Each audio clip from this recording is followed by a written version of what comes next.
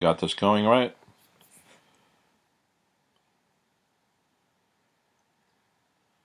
Okay, I'm live. Okay, good morning, YouTube. My name is Greg. I'm from GregsTutoringNYC at gmail.com. I've been tutoring for a lot of years, decades actually.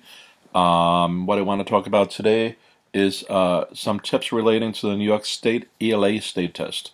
The state test, I think, is March 2nd or 3rd, and it's coming up in about 2 weeks. Today is Monday, March something, 18th.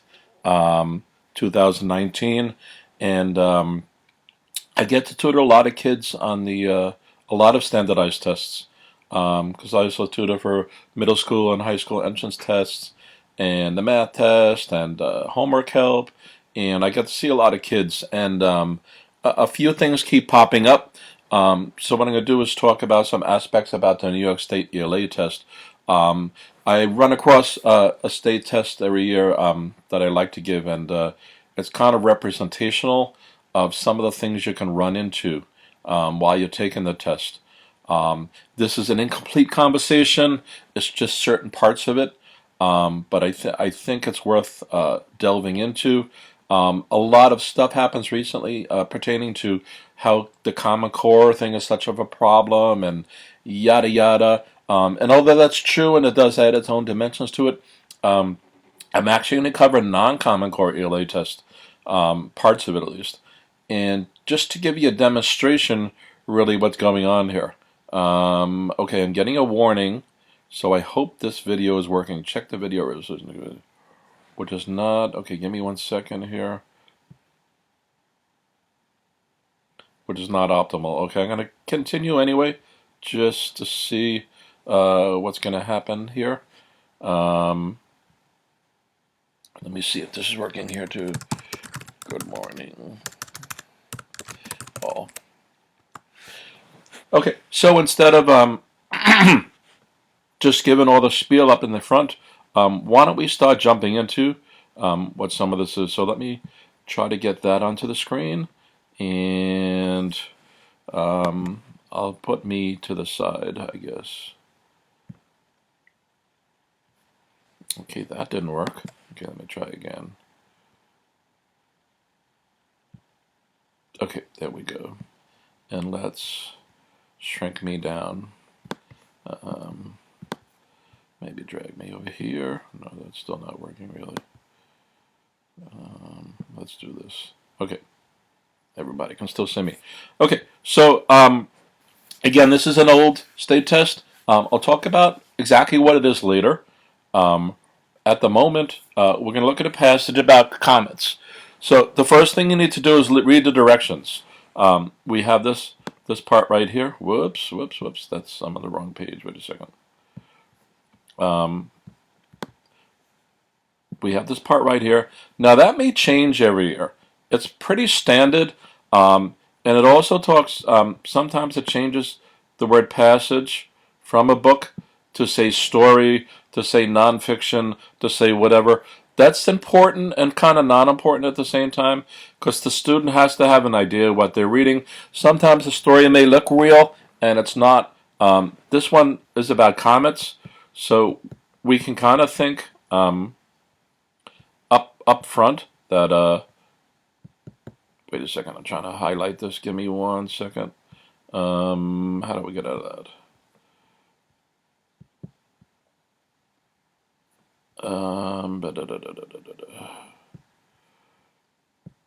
Right, so the title's telling us it's about comets. I'm running this on a Mac right now, so I normally have a layered software that lets me do stuff. I'm just going to use preview at this point.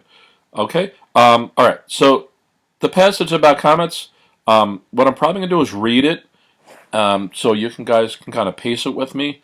But what you can do is stop this video while you're actually doing a replay and seeing what's happening. So the title is Comets. It's worth looking at the title, looking at the photo, the illustration, the caption, whatever they're giving. And wait 1 second. My preview just crashed. Bye. All right, this is not working well.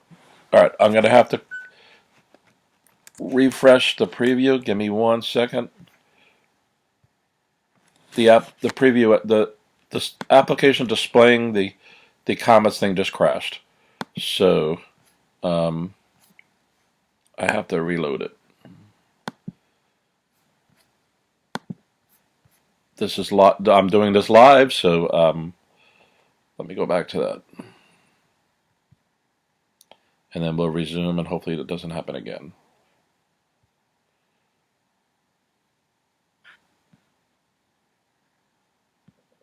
One second.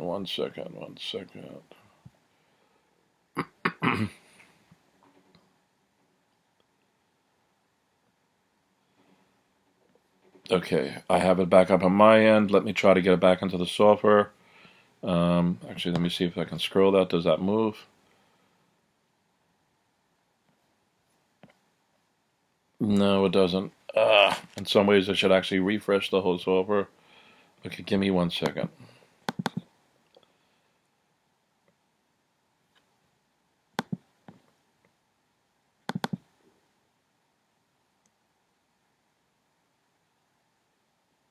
All right, I think we got it back. Okay. All right, so let's read the story. Comets are part of our solar system. Like the planets, they go around the sun. But comets are not made of solid rock-like planets. A comet is a ball of dust, stones, and ice. Many people call comets dirty snowballs. The snowball may be only a few miles across, but when the sun heats the snowball, much of it is changed to gases. The gases expand and form the comet's head, which may be thousands of miles across. So they have those 3 stars as kind of just a little break. A comet moves fast in its trip around the sun, but when we see it, the comet does not seem to move. That's because it is so far away. The moon moves fast, but when you look at it, you can't see any motion. That's because the moon is far away. So comets do not streak across the sky. You cannot see any motion. But if you look night after night, you can see that a comet changes position among the stars. If you watch the moon night after night, you'll see that it also changes position. Okay, and they have the 3 stars again. Each year, astronomers discover new comets. Some of them are only seen once. They make one trip around the sun and then go way out into space. The sun's gravity cannot hold them. Other comets, like Halley, keep returning. They have been captured by the sun. Halley's earliest visit was probably 3,000 years ago. It may keep returning for another 3,000 years. But every time a comet goes around the sun, the comet loses part of itself. Gases and dust are pulled out of the comet. That's why Halley is now dimmer than it used to be. Next time it visits us, in 2062, it may even be dimmer. Maybe even dimmer. Each visit may get dimmer and dimmer until it finally disappears. Okay, so there's some questions here. We're not going to look at every question. We're going to look at some of them. If you'd like, you can halt the video now and go and replay, maybe with the sound off even, to read the passage silently by yourself. So the first question, I think, is a good representational example of the ELA test is question number 1. And by the way, one tip for doing the ELA is to actually look at the questions first. So it says, what is this passage mostly about? Why do comets look as whatever? Okay, I would look at the questions before I read the passage. So that's another tip as well. Don't look at the answers. And you're not trying to memorize the questions. You're just trying to get an idea, what are they eventually going to look for? This is going to go into your short-term memory, not your long-term memory. And you're just going to get an idea. So if there's 5, 6, 7 questions about a passage, if you can remember 4 or 5 of them, without, your life doesn't depend on this kind of thing, you're doing okay. All right? So number 1 is, what is this passage mostly about? The truth of the matter is this question is really about the main idea. So what you should be doing is when you read a passage, you should always be looking at the main idea. When you're finished, when you're at the end, right? That's the kind of thing you should be doing. So when you're here, you should be doing a main idea kind of a thing. Putting the main idea right there. Main idea is just a short phrase. It's not a giant, huge paragraph. It's not a giant, huge sentence. It's just an abstract phrase. What is this passage about? Okay? And if you do that and you start focusing on those aspects, you'll be able to get question number one correct. And again, this is a good representation of example because a lot of people are going to get question number one wrong. So what is this passage mostly about? Well, first of all, it's a pretty small passage, and it's broken up in thirds. If we go from the top into these there's the 3 stars breaking there. There's kind of 3 paragraphs. There's 2 more paragraphs, and there's 3 more paragraphs. There's not a lot going on here. But if we do an analysis of it, for instance, comets in the sun. Turns out the sun is in a lot of this conversation, right? They talk about it goes around the sun. Let me just come here. For instance, here goes around the sun, right? There's something else over here.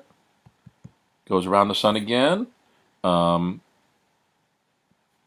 when we come here, it talks about the sun's gravity, right? It also talks about being captured by the sun. And it's talking about the going around the sun again. So the sun has a lot to do with this. So it seems likely that A is a good choice. What is it mostly about? Comets of the sun. It keeps talking about comets. It keeps talking about the sun. So that seems like a good shot. Okay, another tip is once you think you have the answer, read all the other answers. Don't ignore the other answers. Because there's this notion of bestness. And it really shines in the Common Core-based test. Again, this is not a Common Core-based test. It really shines in the Common Core-based test. What is it mostly about? Not what is it about. What is it mostly about? Okay? So what we want to do is look at all the other chances, all the other answers, and see if there's a better alternative. So let's look at B. Why comets are like snowballs? Okay, that does get mentioned, and it gets mentioned very early on. Okay? This choice here gets mentioned very early on. And there's 2 things. There's a few techniques to figure out what a passage is about. There's basically 5 things to do. One is to look at the title. One is to look at the illustration. Okay. The other is to look at the beginning parts of the passage. Okay. And another way to do that is to look at the ending part of a passage, either last paragraph or part of the last paragraph. And there's a 5th way. So again, the 4 ways is the title. This is to guide you. Look at the illustration to guide you. Look at the beginning of the passage to guide you. That's 3. Look at the end of the passage to guide you. And the other is to read the whole passage to guide you. And each way should be confirming all the other ways. And the truth of the matter is, no single way works all the time. And no single way works in isolation. Okay? So if we come back to here, because a lot of kids were taught the main idea is in the beginning of a passage, and snowballs are talked about in the beginning, right? It has it here, and then again here. So it seems like, oh, this is about comets or snowballs. No, because most of the passage is not just about that. Remember, if that's the main idea, there needs to be supporting details for it. And the truth of the matter is this part, this whole paragraph, and this whole paragraph, and this whole paragraph, and this whole paragraph, and this whole paragraph, even though this part talks about dust and so on, the rest of it's really not about it being a snowball. So it can't be B. Okay? C, who discovered the first comet? Okay, so it talks about Halley, right? But it doesn't say that Halley is the first comet. Okay, it just says it was 3,000 years ago. Okay, and astronomers discovered new comets. So was there somebody or some period in time in history where that was the case? Yeah, but it never really says who discovered the very first comet. Okay? We don't know that person's name. We don't even know where they came from. There's a lot of history like from China or somewhere like that. Okay, but that's never mentioned in the passage. And by the way, when you answer questions in the ELA section, you can only answer the questions pertaining to what the author says. You can't use information that you know. Okay, so if the author says that people normally walk backwards, then you have to base your answer on what the author says, even if the author's wrong. Okay? Okay, so we ruled out B and C. We come to D, facts about comets. That's interesting, because it seems this passage does talk about facts about comets. Various thoughts about comets. So now we have to choose between A and D, comets in the sun and facts about comets. So how do we determine which one wins? Okay, because this is what it's mostly about. It's definitely about comets. It's definitely about the sun. It's definitely about facts about the comets. So how do we determine that? Especially since when I talked about A earlier, I mentioned that the sun was dispersed through the whole passage. So again, if we go back to look at those 5 things, the title of the passage is Comets. So that seems to indicate, the author could have made an error there, but it seems to indicate the passage is going to be about comets. Okay? If we look at the things about the sun, isn't it also true that issues about the sun are also facts about comets? Yes. It also tells us stuff about Halley's Comet, and it talks about this thing about the snowball, and it talks about the sun's gravity. These are all various facts about comets. Okay, so the answer is D. It is not A. Most kids will put A as the answer because the sun keeps coming up in here. But if you kind of back off the question a little bit, look at it deeper, you can see that it turns out that comets and the sun are a subset of the facts about the comets that this passage tells you. Okay? So the answer to 1 is D. So what we're going to do is skip the question number 4. Because I think instead of covering every question, I just want to get some main points out here. We could talk for hours and hours and hours on end about the New York State ELA test. So 4 is interesting in a few ways. So let's just read it and see if we can conclude an answer. According to the passage, some comets have been captured by the sun in quotes. What does this phrase mean? What does the phrase captured by the sun mean? This turns out to be a very hard question for the children. So read the answers for a second.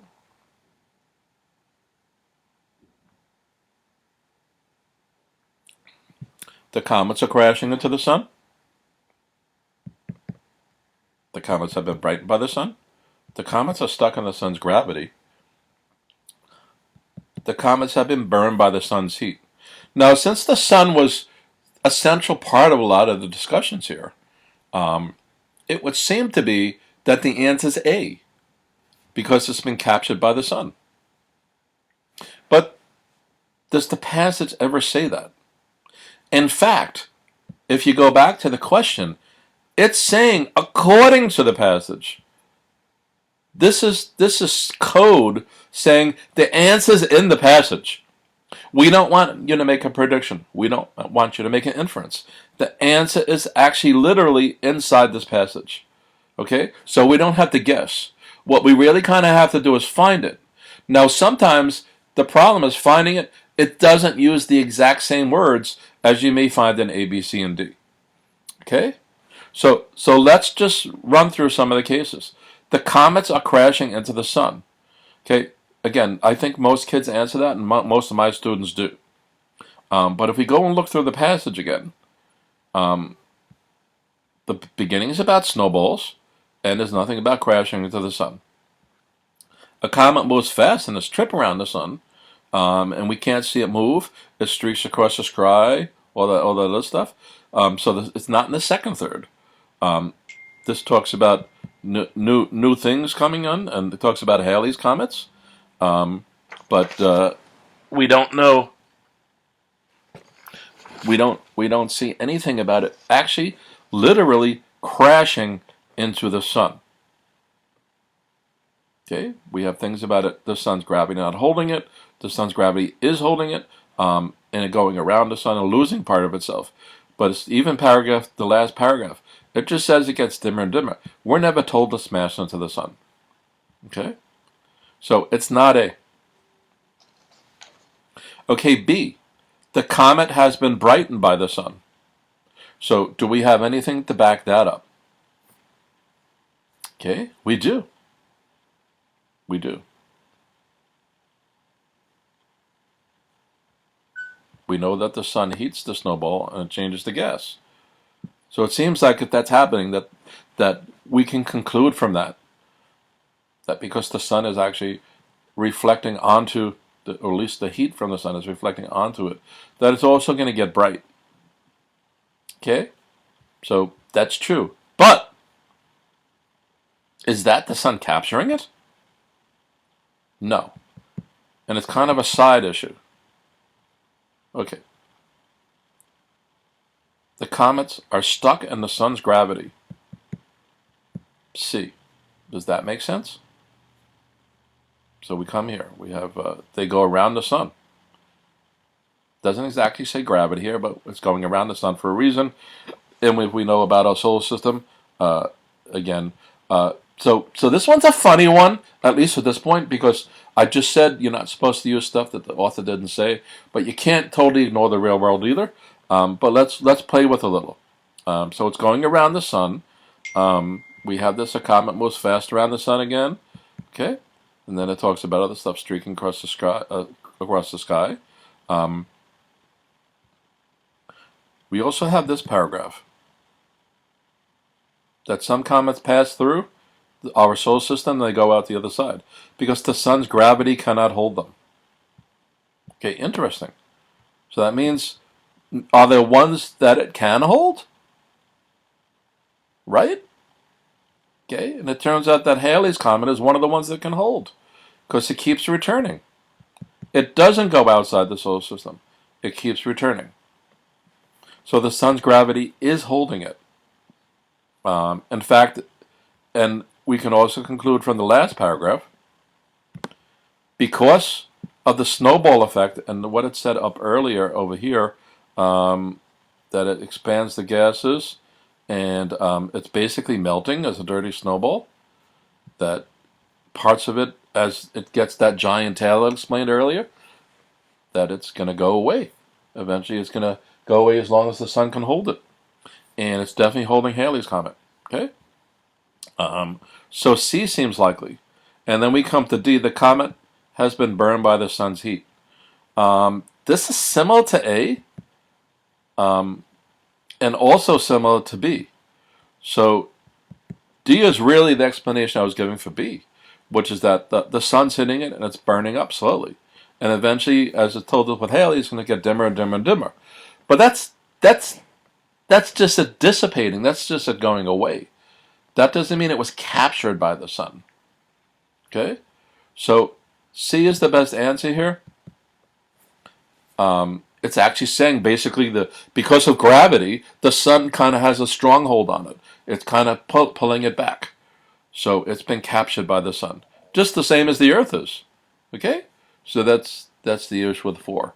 And again, a key thing in answering this was according to the passage. This question is telling you the answer's there. You don't have to make a guess. It's there. Okay? So what we're going to do now is skip to 7. What is most likely? What is the most likely reason the author wrote this passage? To give information about comets? To tell readers about a famous comet? To explain the importance of comets? To convince readers to look for comets? Okay, so let's work backwards. Given we read this and we'd been talking about various parts of it at the time, is it to convince readers to look for comets? Yeah, I think that's probably one of the author's intents, is to look up and see if you can see what's going on. But is it the most likely reason the author wrote it? Probably not. Okay. C, to explain the importance of comets. Well, we talked earlier about that this was really about comets. So yeah, C seems likely so far between C and D. To tell readers about famous comets. Well, it only talked about one famous comet, which is Halley's Comet. So it wasn't since this is comets with a plural, it most likely doesn't seem to be B. And then there's to give info about comets. So, well, yeah, we talked about it earlier. It was about giving facts about comets. So now we're stuck between A and C. Right? We come to the same resolution we came to earlier. that the answers really is just about giving information about them. The importance of comments is also information. So C is a subset of A. Just like in question number 1, comments in the sun were a subset of facts about comments. And here's another interesting aspect. Question number 7 is kind of really almost question number 1. It's about giving info about comments here, and this one is about giving facts about comments. It's the same question being asked different ways. So was the test taker a test-taking skill, or even to give you the right answer? Okay, so if you found 1 confusing, and you may not have found 7 confusing, you should be able to make that connection between question 1 and 7 and say, oh my gosh, they're asking me the same kind of question here. So if you knew straight up that this was answer A, you should know to go back to question number 1 and fix it if you didn't write it was about facts about comments. Okay? So they're really asking, what's the main idea? What's going on here? What was the author's intent? What was the purpose of having written this thing at all? Okay? So that's another important thing to be aware of then. That some questions are really the same question in disguise. And you can sometimes use the answers to guide you backwards into the questions, especially if you weren't sure about the answer to a question. So you should always be aware that there's different ways they can ask the questions, sometimes slightly different, sometimes exactly the same. And you can often use that. I was tutoring a kid the other day in a math question where they asked about a rectangular prism. Like in question number 5, the student had no idea what a rectangular prism was. And then like question number 15, they actually defined what a rectangular prism was and gave a picture of it, an illustration, and then a question. And that's a kind of a hint and a key point to do is when you answer question number 15, you can go back to question number 5 or whatever it was. Now that you jogged your memory, or even if you didn't know what a rectangular prism was, if question 15 defined it, go back to the other question, right? And revise it. Worst case, all you can do is erase your bubble sheet and rechange one answer. Okay?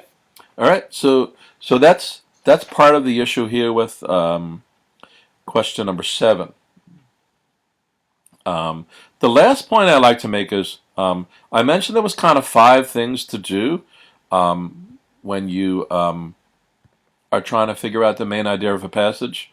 One was the title. One was the beginning of the passage. One was the end of the passage. One was to read the whole passage. Okay, and another was to look at the illustration. There's a problem with this illustration. It shows a comet streaking across the sky. And it even is brightening up the earth, it looks like, based on how they did kind of the grass area here. It almost looks like a meteor. The problem is this passage is about comets. And it's not a meteor. Meteors and comets are different. You could argue part of that dust or little pieces of dust may eventually turn into a meteor. Yeah, but this passage is about comets. And it told us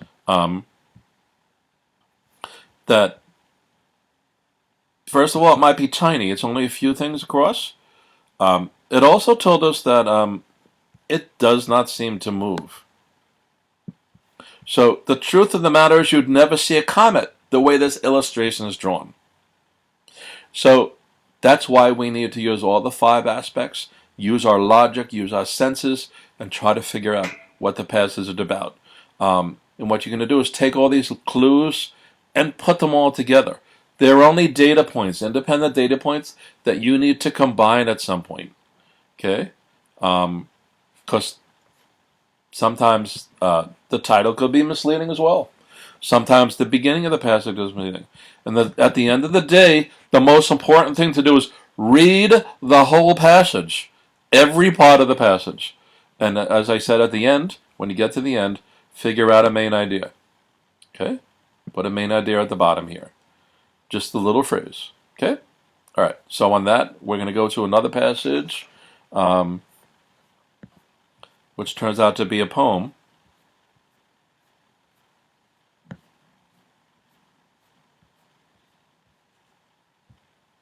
And again, the directions say read the poem. So I don't know what they're going to do each year. Nobody knows. By the way, they've done word definitions over here, and here. They do this differently each year. Sometimes they put it as footnotes at the bottom of the page, down here somewhere. Okay. They might put a little 1 against the word, and you go to the bottom and look at 1, and you look it up. There's different techniques. They use it different ways, different years. Okay. So this is the missing homework by Cynthia Porter. Miss Prindle always asks me, where can your homework be? I never know the answer. It's a mystery to me. Was it flattened by a freight train and then battened by a hatch? Was it carried off by a cyclone? Was it burnt up by a match? Was it squashed by giant bullfrogs? Or boggy, soggy log? Was it bitten by a kitten? Was it gnawed on by a dog? Was it lifted by a pigeon of a highly homing breed? Wait, I found it in my pocket, and I'm very glad indeed. Now it's obvious to anyone, Miss Prindle, please agree that an A++ for effort is the only grade for me. Okay, so I'm going to bring this up. You guys can read it silently for yourself for a minute, or you can stop the YouTube.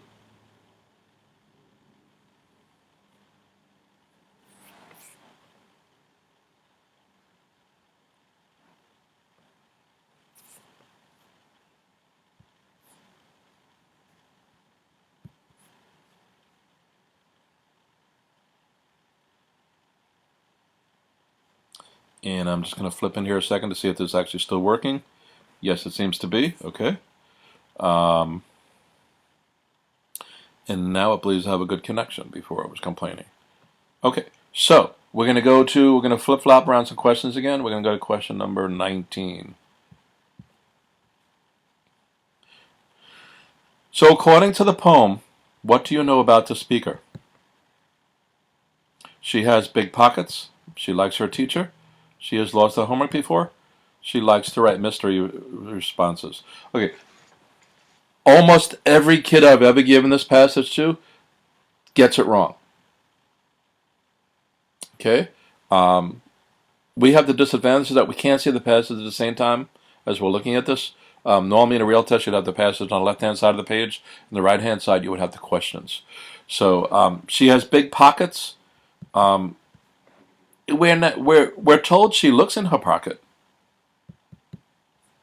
So can we conclude she has a big pocket and that's why she lost the homework? Are we allowed to do that conclusion? Can we make that inference? Yes or no? We can't, for the same reason I explained earlier. It says according to the poem. So we're not making an inference here. It tells us the answer. We don't need to make a prediction or anything. So it can't be A. She likes her teacher. We think she likes her teacher, but actually, if you read the passage, it never quite tells us that she likes the teacher.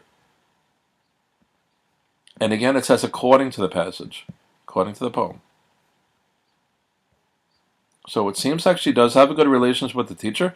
We had no clue that the teacher was yelling at her, or she got in trouble, or she got a note was sent home. Nothing like that. Okay.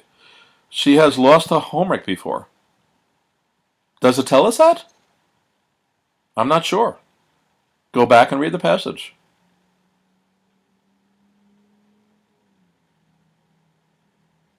Does it tell us that? It turns out it tells us that twice.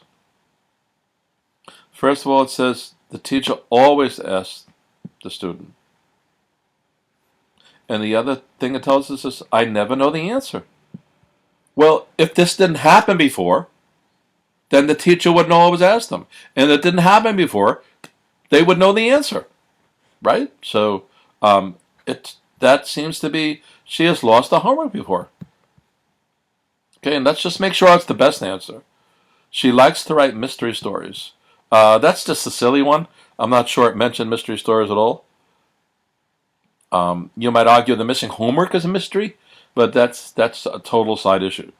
So D is the silly one. A and B just don't come into play, and she has lost her homework before.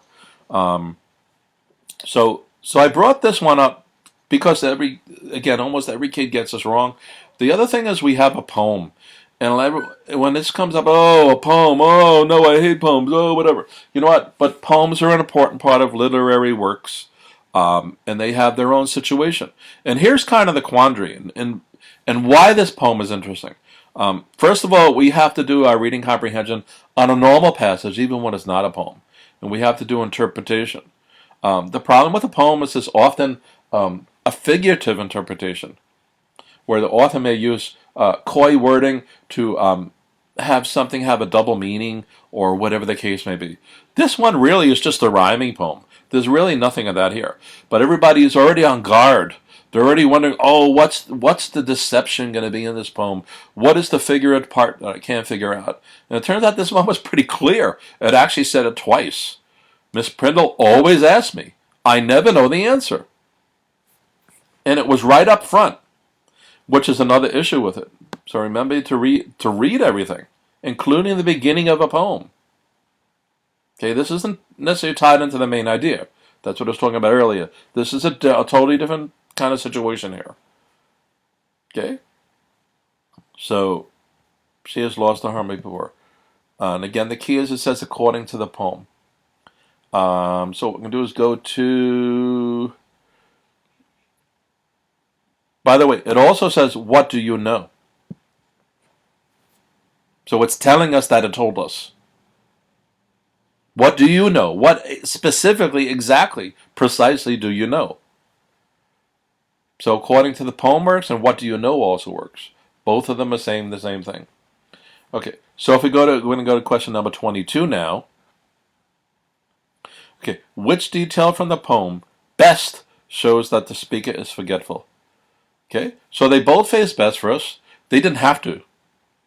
In fact, they could have taken the word out completely. Which detail from the poem shows the speaker is forgetful? We're always working on most likely. We're always working on best. We're always working on which of the answers, even if they're all bad answers, which is the best of the bad answers.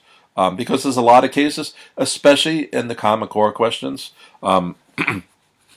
where the answers are all not good. It's often said if you cover up the answers with your hand and try to make you guess what the answer is before you look at the answers, you can have a better shot. But it turns out in some of the Common Core ones that actually doesn't work. I'm not saying not to do that, but in some of the Common Core style questions, some of the answers are kind of all bad. And you're still picking the best of the worst. Okay? All right. So which detail from the poem best shows that the speaker is forgetful? All right. So you can go back and try to look that up as I was talking. She asked her teacher many questions. She seems to do that.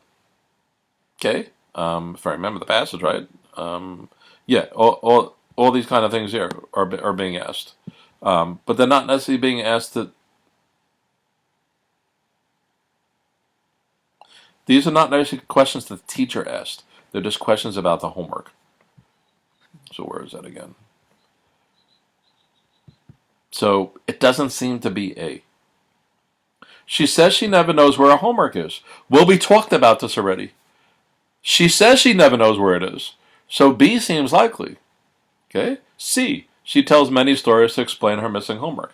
She seems to do that. But that's not explaining why she's forgetful. Okay, that's a different question. She asks her teacher to give a good grade on the assignment. She kind of does, but not directly. And that's also not why she's forgetful. So B rules because it definitely seems to be about the thing. And the other answers are weak. Okay? We have the same thing again, though, because if we go back, it says which detail. It's telling us there's a detail in the poem that explains this. And it turns out it's the same answer as this one. So this is the same in the other passage in the comma thing when I was saying question 7 was really question 1 in disguise. It turns out that 19 and 23, wait, is that the question? No. 19 and 22 are actually the same question again. And it turns out that more kids will get 22 right than would have gotten 19 right. And what happens is when you're doing these questions, you need to keep them all interconnected in your brain, and at least in your short-term memory, to realize, did I answer the other one wrong or not? Okay? Now there's a third passage we're going to look at, Geneva, by Barbara Ann Port. Okay, this one's slightly different. It has something in a square box. This is just as important as the words not in the square box. You have to read those. Sometimes the directions up here. Okay? When you're given a square box, and sometimes it's at the end of the passage, or it's a sidebar on the side. Just like me saying before, to look at the title, the beginning paragraph, the end paragraph, the whole passage, the illustration. If there's any sidebars, look at them too. If there's any charts, look at them too. They're all part of the story. They may not be narrative in the sense that they're the text, the words, but they're part of the story. Otherwise, why are they showing them? Okay? All right, so Geneva. In this passage from Taxi Cab Tales, the narrator, her brother Sam, her mother Rita, and her father invite their friend, Geneva, who cannot hear, to dinner on the night before an art show. Benton is the family dog. Mom's art show was on Sunday. Daddy was off from work, and all of us helped. Mom's best friend, Geneva Hawks, lent us her truck for the day to transport the paintings. Geneva is a painter, too. She paints houses for a living and portraits for herself. Once she painted a portrait of Benton and gave it to us for our Thanksgiving Day present. It hangs on the wall in our dining room. Geneva drove her truck to our house Saturday evening and parked it in the front. She gave Mom the keys. I'll be out of town until Monday, she said. Mom invited her to stay for dinner, and she did. Geneva is hearing impaired. She speaks and reads lips pretty well, but she says sign language is much easier. Saying words out loud you've never heard is hard, Geneva has told us. So is reading lips. You have to know all the words and watch every minute. Even then, a person can miss a lot. Sam and I know that's true because we tried. Our mother knows how to sign pretty well. Daddy, Sam, and I are all learning. Geneva is an expert. When she speaks and signs, her fingers fly. Her eyes shine. Then, and her whole body seems to be in motion. I feel happy just watching her. During dinner, Geneva and Mom conversed in sign language. Daddy, Sam, and I took turns admiring the portrait of Benton. Wow.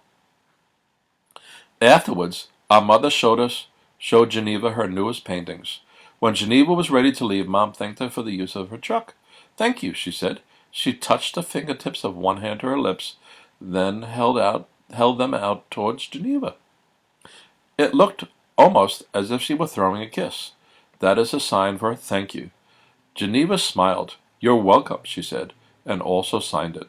Then she kissed us all goodbye, and Daddy drove her home in a cab. And here we can see this illustration of the family watching Geneva. I'm assuming that's the dad and Geneva on the right, the mom with her back to, and the two kids. One being the narrator, right? The brother Sam is to the left there, and the girl is to the right. She's the narrator. Okay? Okay. So again, if you want to, you can stop this, turn off the speaker, and read it silently if you want. So what we're going to do is go to question number 24. This passage is mostly about a girl who what? So mostly. The passage is mostly about a girl who what? So this is tying into the main idea again. So as I said again, you should have read the passage and come up with a main idea. And then see which one matches here. Okay, this one is kind of across the board. Because there was a lot of kind of subtopics going on here. And again, if kids follow different rules they were told in class. So this is about a girl who goes to an event with friends. Now, kids who are going to come here and look at the beginning, so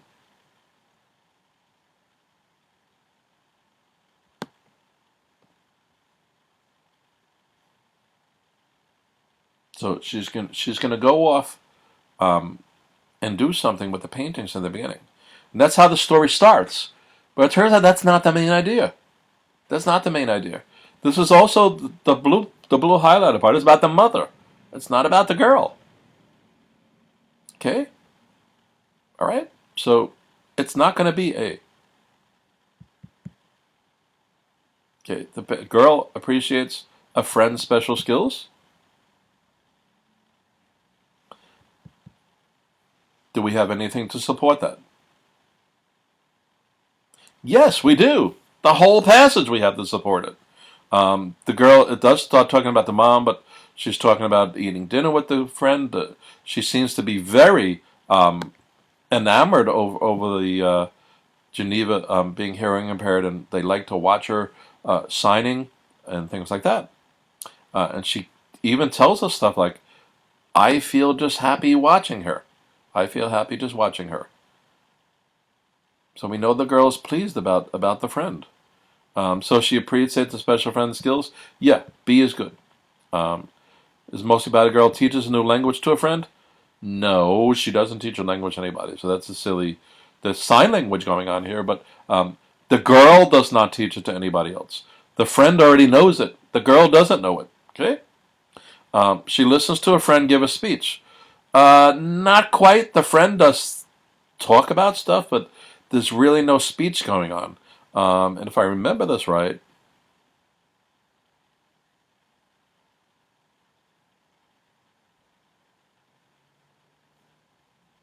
yeah, there's no speech. I just read this myself, right? So turns out the best answer is appreciates a friend's special skills. Okay, again, the title of the passage is about Geneva. And I mentioned, although this seems to be the beginning of the article, actually this is the beginning of the article. It's laying out that Geneva is a hearing impaired woman. And key parts of the passage is about her being hearing impaired and how she can communicate with the mom, nonetheless, and with the rest of the family. Okay, and what a good friend she is to the family. She lent on their truck. They bring her to dinner. Obviously, she was there on Thanksgiving. So this is a good family friend. Okay. So she appreciates the friend's special skills. Okay, we're going to go to 25, and immediately you should immediately notice it says according to the passage. Okay. So, is Geneva and the mother both painters? Do they both own trucks? Are they both hearing impaired? Do they both know how to read lips? So this one's a funny one because some of the kids can roll out stuff. For instance, we don't think the family owns a truck because she's borrowing Geneva's truck. So, and it never tells us they both have trucks. It didn't say something like the family's truck broke down and the mother couldn't use her own truck. So B gets ruled out automatically. Okay. It says they are both hearing impaired. No, we believe the mom can talk and hear, and so it's not B and C. So then we're left with A and D. And most kids put down D.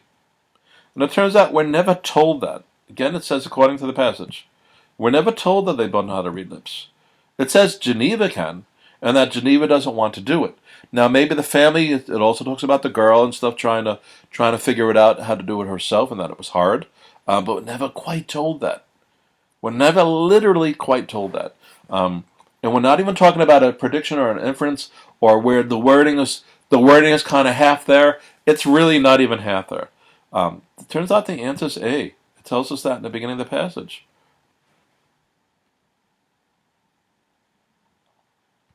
Mom's art show. Geneva is a painter. And we know the mom's a painter. So they're both painters. That's it. It's straight up simple as that. So again, a lot of kids get confused on this and they answer D. So it's not D.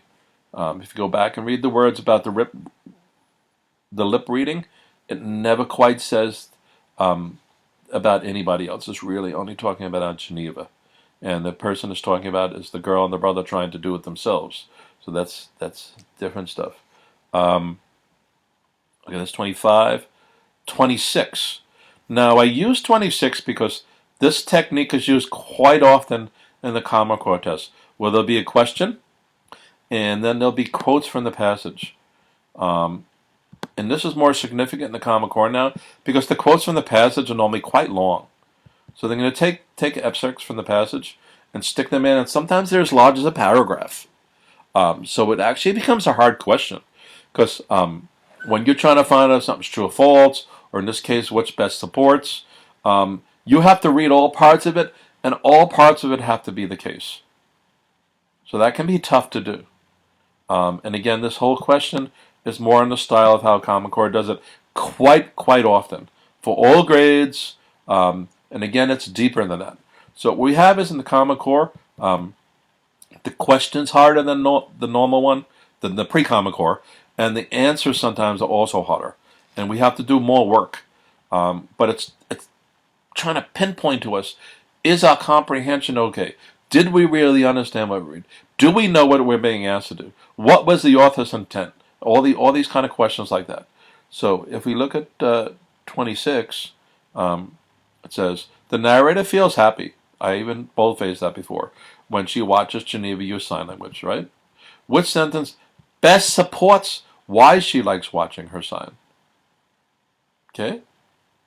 She speaks and reads lips pretty well, but says sign language is much easier. So the she being talked about here is Geneva, not the girl, not the narrator.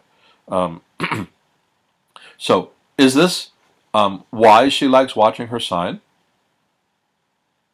No, this really is not. This is just a side comment from Geneva. So that's not why she wants it to sign. Her eyes shine. Then her whole body seems in motion. Yeah, this is kind of an exciting kind of a sentence. Sounds almost awesome, like something cool is happening here. So B seems like a likely thing. Okay, but we're going to keep going. We're going to make sure we're going to get the best support. Okay. During dinner, Geneva and Mom conversed in sign language. Does that best support why she likes watching her? No, that's just matter of fact that, by the way, they happened to be signing each other while they were eating dinner. That doesn't really explain why she likes it. Okay? And then there's D. She touched her fingertip of one hand to her lips, then held out towards Geneva. So this is the mom. The mom signing Geneva goodbye, remember? Or thank you, I think it was. Is that why she likes watching Geneva? Well, that was kind of an endearing thing to do, and I guess that could be pleasant. And that could be a reason to watch why somebody's showing affection to somebody else, but it's not the topmost level one. It's this. We can see the girl is excited. She's excited watching the whole kind of, it's almost theatrical, watching Geneva do her signing. All right, so the answer for 26 is B. We go to 27. What is most likely? Most likely. So this is not an according to the passage kind of thing. This is most likely the reason the narrator's mother has learned sign language. So she can speak to her friend? Yeah, seems likely. So we're going to do an inference here. So when we see something like most likely, we're going to make a guess what's happening. So her family can understand her. That might be true, but since the mother can also speak, that would seem to be probably going out of her way to do that. It's not saying that you can't do that if you're not hearing impaired, but probably that's not the case, because most people don't do that. To have more interesting conversations, yeah, it seems like if she didn't know sign language, she would not have as many interesting conversations, at least with Geneva. So C is possible. And to avoid having to understand lip reading. Yes, that seems likely too. So we have A, so she can speak to her friend. We have C, to have more interesting conversations, and then to avoid having to understand lip reading. So it seems like C is the weakest one here, because she could probably still have conversations with Geneva anyway. There's other choices that could be occurring. So it's between she can speak to her friend, and she has to avoid understanding lip reading. So the passage did talk about why it's hard to understand lip reading, and that some of them have tried, I don't think I mentioned the mother trying, but most likely she did. But it actually never talks about the mother's involvement with the lip reading, if I remember right. And the truth of the matter is this: the story is about Geneva, and it's about them having dinner with her and about them talking with her and so on. And it's mentioning the mother and Geneva signing back and forth. And if we go back to that, you could see a few instances of that. In fact, the whole family's watching Geneva, not just the mother. And we could see her doing some signing in the illustration. But again, it's the words. It's the words.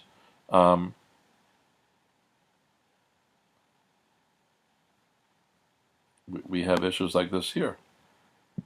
And then it tells us, during dinner, they converse in sign language. So they were talking. So it turns out it's not D. A lot of kids will hem and haw over this and then finally do D. But the answer is A. Okay? All right, so that's a lot of what I wanted to talk about. Let me try to bring me back here. Whoops, that didn't quite work. Let's see.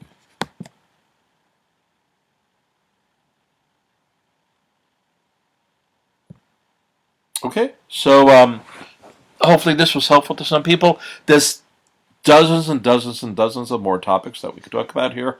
I just thought it was a nice representational example of old passages. So it turns out this is from 2009 in grade 4.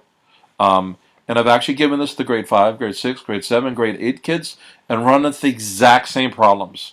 And the nice thing about it is the passages are simple. They're not deeper. They're not whatever. Even some of the questions, they're still simple. The Common Core does add a little dimension of complexity onto stuff, and sometimes more than a little. So we have things like that. So the point is that this is an old passage, an old test, and it turns out a bunch of these were all in the same test. And it's not Common Core's fault, although Common Core does have its own issues. There's just a lot of stuff kids need to figure out and go through. So we have a couple of issues. There's the according to the passage thing. It's important to figure out the main idea. There's the ones that involve inferences. And there's just nothing like making sure you're getting the best answer and running through and comparing the different things and trying to get at the bottom of what is the question asking me to find. And some of it's tricky. I agree with it. I don't believe the test writers are trying to trick you, but that doesn't mean the passage and the wording and stuff is not tricky. Also there was, so figure out the main idea. It's helpful to read the questions before the passage. That does not work for everybody though, but it's worth testing it to see if it works for you. And there was the issue of you can find some of the questions and answers are related to each other, and going back to that. Okay, I hope everybody has a nice day. My name is Greg. I'm from GregsTutoringNYC at gmail.com. You can find it in the description below this. Please, hopefully this was helpful. I've been tutoring for decades. There's lots of stuff to talk about. I love working one-on-one with students and getting that little aha light bulb experience. And hope everybody has a nice day. Peace out.